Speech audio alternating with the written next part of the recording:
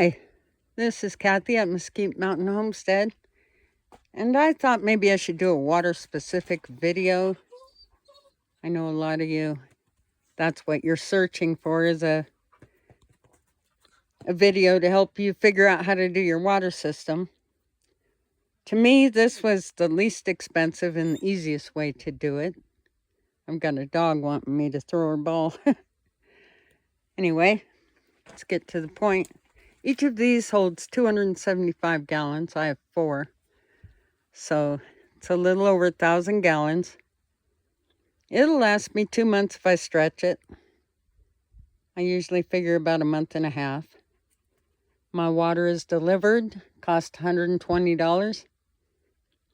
If you have a good truck, an F-250 or something like that, or a little trailer, you could haul these down. There's a water station here. You'll want to research what they have in your area. But there's a water station here. I could actually go to town and fill one of these up if I had a trailer or truck. But for me, it's easier to have the water truck come deliver it. So you have to get a pump for this. And they're not very expensive. They're, well, I haven't checked recently, but I would imagine not more than $60. Last I looked, you could get them between $30 and $60. You don't actually need one this big because you're just going to use it to fill your rig up. So I got this hose. It was $20 online. And that connects to whichever water tote I'm using. And this is my connector. You'll want to research because the IBC totes take different connectors. And this just happened to be the one I needed. So if yours looks like this, you need one of these. You can get them on Amazon. They fit over there and clamp down, simple as pie, and then you hook your hose onto here. And that just opens up. Lets the water flow. You want to keep that vent open or you'll ruin your tote. It'll just suck in from the vacuum as you use the water. So that hose goes over to my tote, and then as the tote empties, I'll move that hose.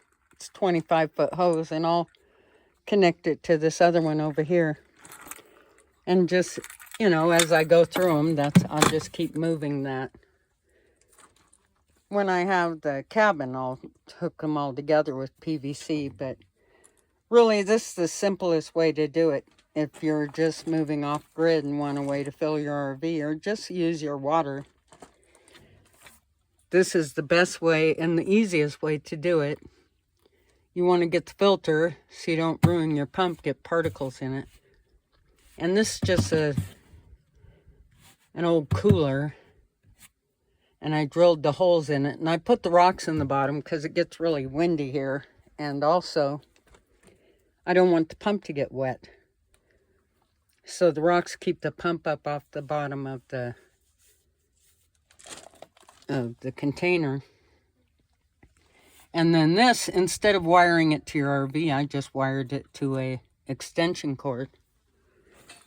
And you wouldn't have to put a switch in, but it was easier for me than lifting the hood all the time.